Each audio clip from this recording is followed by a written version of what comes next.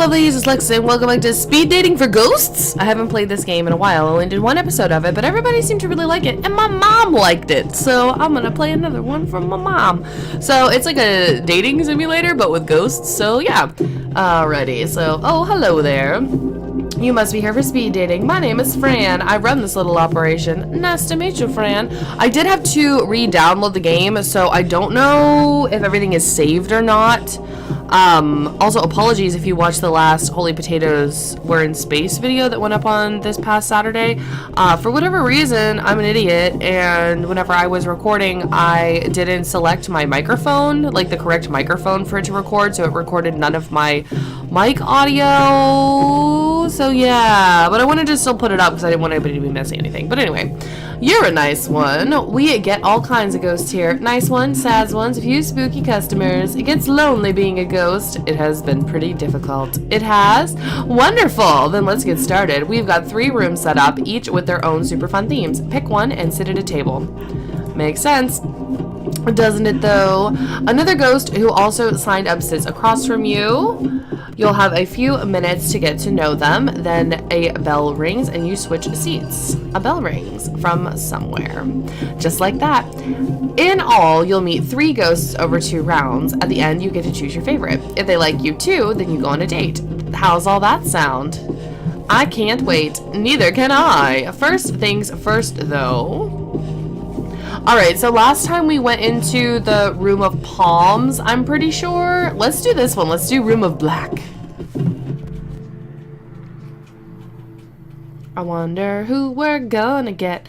The Room of Black isn't really a room at all. It's more of a garden courtyard. The sun beats down as you squint to see what's growing. Rows upon rows of yellow and brown plants, dying and rotting in the sun. What fruit these plants produced shrivels on the vine. But there's a peace to this place. The crickets are chirping, and well beyond the garden a train passes. You sit at a table opposite an empty chair. A bell rings and a ghost appears. Oh, it's like an emo ghost. I'm a ghost. Ooh. Ooh. Lol. Wait. Lol. Isn't it great being dead? Yeah, it's pretty neat, right? Being dead is the best way to live. I'm Drea. I'm like dead, obviously. Nice to meet you. Oh, is it Dread? Is that what that says? Or Dre? I can't read it. Pff, square. Hey, I'm cool. Sure you are. That's not your... I think it's Pontiac, but it's like spelled weird, probably because they would have to get paid for it. Pontiac in the parking lot. I don't remember how I got here. Weird. That's weird. Quit being weird. That's just who I am. Huh. So like, what are you into? Looks, personality, a distraction. I can help with that. I'm very distracted. Dre looks around. Man, look at this place. Only ghosts would think a rotting garden is a good place to pick up. And yet you're here. Well, yeah, I'm here. Ever try dating ghosts in the wild? They're all just contort and wail, and not in the good way. What are you into? Boobies! Trey snores a little. No, but seriously, I've gone out with all kinds. Pretty girls in dresses who carry their own heads. A shadow who refused to let me look directly at him. Being dead is great. It's the other dead people that kill me. I'm still not used to any of this. When I was alive, I loved jokes about dying. Life sucked. Jerks everywhere. Never enough money. The jerks got the money.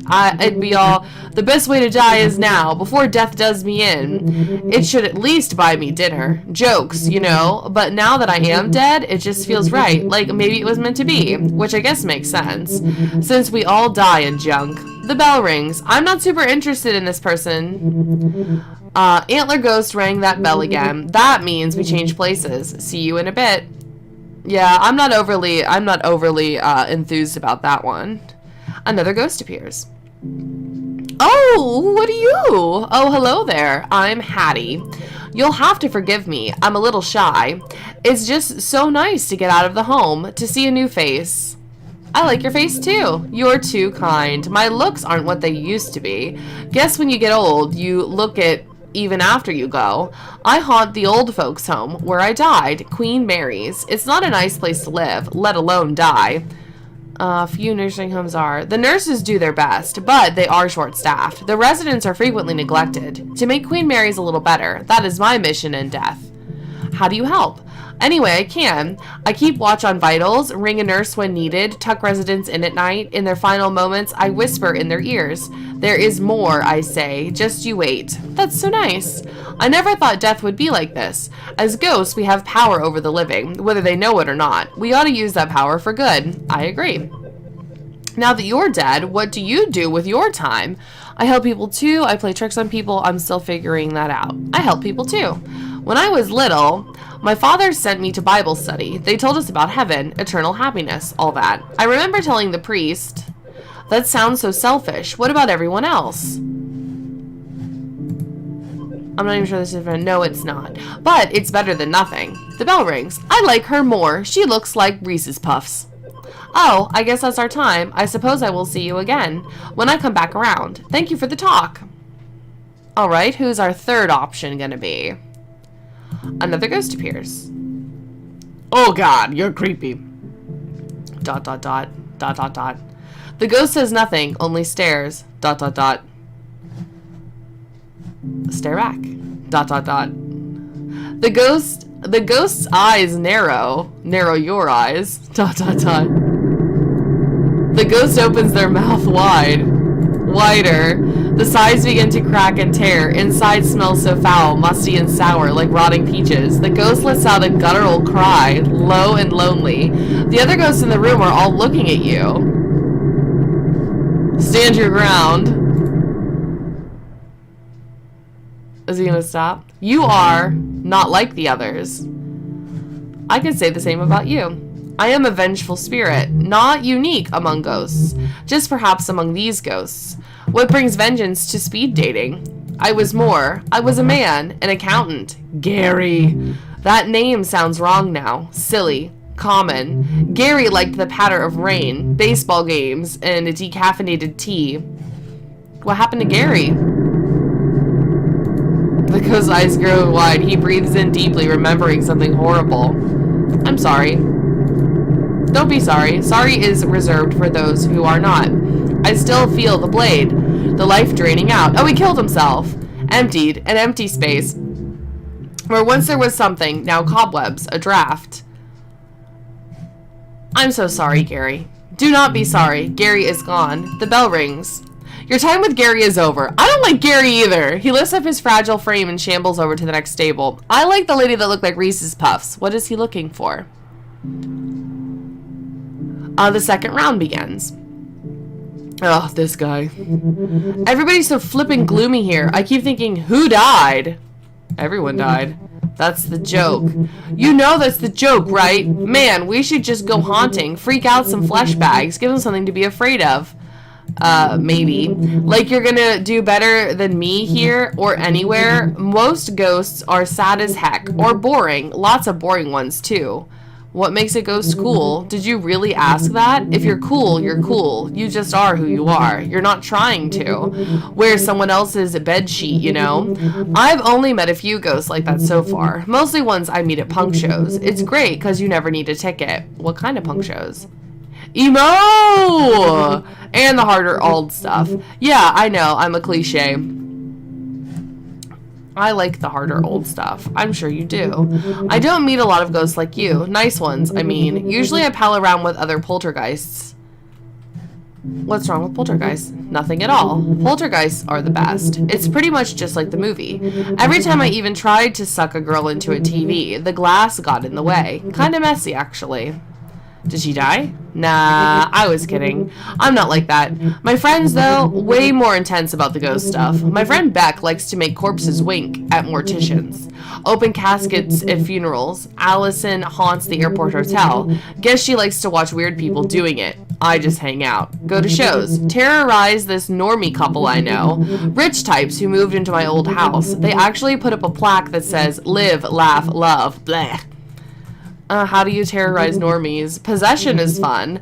When they're asleep, I make the girl sit up in bed and point at the corner in the dark. The guy wakes up, sees what she's pointing at, and freaks out. It wakes her up, and then she freaks out too. It's great. Sometimes. Other times, I want to meet ghosts who aren't like me. I'm sick of doing the same things, but then I actually remember. I like doing these things. I really just want to share them with someone new. I know I probably sound pathetic. The bell rings. Already? This was okay. Come find me after. No, I like the Reese's Puff Lady. We'll do something. What exactly do you have in mind? You'll see. No, I like the Reese's Puff Lady so far. There she is. She's like a happy old grandma. Hello again. How is the speed dating going? Is it everything you had hoped it would be? You're my favorite so far. There's no need for flattery. We're already getting along fine. There's something different about you, a light. I can literally see it glowing in there, in your guts. Just don't let it go to your head. Dying has shown me there's still a lot to learn. Always something new worth knowing. Hattie looks at the garden rotting around you. Do you like gardening? I love gardening. I never much cared for flowers. They're beautiful, but they sure don't last. Vegetables are where it's at. I love ones that grow like the dickens. Squash, snap peas, spaghetti squash. Vines are thick and sharp. They will choke other plants if you're not careful. How about tomatoes? Tomatoes are finicky plants. They need water to survive, of course, but too much and they'll start to get sick. Now that we're ghosts, I know we don't need to eat, but I still like to grow food. Help something live, you know? The bell rings. Why do I not get as much time with her and I had too much time with the douchey guy? Oh, there's the bell. I'm due at the nursing home tomorrow. It'd be an honor if you'd join me. It's not as exciting a date as other ghosts might offer, but it has its rewards. Someone dear to me is taking a turn for the worse. I'm afraid he only has a few days left. I want to make sure he knows they won't be his last. That sounds wonderful. I'm pleased that you agree. I'll meet you at Queen Mary's at 7 a.m. Sorry if that's a little early. It's my best self before noon. Hattie floats over to the next table. She looks back and smiles. Ugh, Gary. I don't like him. Why are you so sorry? You died horribly. It was not your fault. So whose fault was it? I want to remember. I ache simply trying. I only recall slivers of my last moments alive. Emotions, work, a shadow along the wall. I know these memories are important. I do not know how they fit together. Tell me about the emotions. There was anger, frustration, guilt. Now all I long for is revenge. It pumps through me like blood. But how can I need revenge when I don't know what happened? When I don't know who is to blame? Vengeance won't solve anything. Maybe you're right. But I must share it down. I need to know why it consumes me. Could the shadow be involved? The shadow was long, dark, but familiar. It crept along the wall. It crept through the office as we worked at night. It came for me. It has a name. Oh, why can't I remember its name? Gary's eyes looked so threatening when you first met him. Now they look sort of sad. Maybe you should go to your old office. I haven't been back. As much as there's something drawing me to that place, there's more pushing me away. Ooh. Gary's gotten slightly more interesting. No, I want to go with Reese's Puff Lady. Your optimism. It is rare among our kind. I still feel the blade, the life draining out. Join me after the final bell. Together we will discover why. I wish I could have you guys help me choose who I go with. Gary left a strange transit map behind, routes you've never seen. A certain stop is circled. Choose your date. We're going with Hattie, because I just really like her. And I have a feeling that, like, her husband is dying. Like, that she died before her husband did for some reason. You arrive at Queen Mary's to meet Hattie for your date. It's 7:04 a.m. You're a little late. Looking around, this could be any nursing home. Yellowed walls, stained drop ceilings. Supply carts line the corridors alongside the odd empty IV stand. The sun's not quite up, but the residents sure are, walking the halls to get a bit of exercise, chatting over weak decaf in the dining room next to reception. Oh, there's Hattie. You came. Welcome to Queen Mary's, my home. What do you think? It's nice. Isn't it, though? I just love it here. These are my people. Behind Hattie, an old woman hangs up the lobby phone. The woman begins to cry. Her son, probably making more excuses not to visit.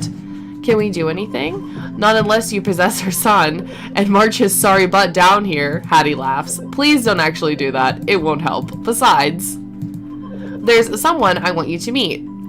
Hattie floats off down the left corridor. All these corridors look the same, but she knows exactly where she's going. You pass a number of open doors glancing inside. Some residents watch TV from their beds. Others just stare out of the windows or at the walls. Most rooms are bare. A few are decorated. There are tall plants, fine wood furniture. In one room, you spot a record collection. Essential possessions transplanted to make this place feel more like home. At the far end of a long hall, Hattie stops and turns to you.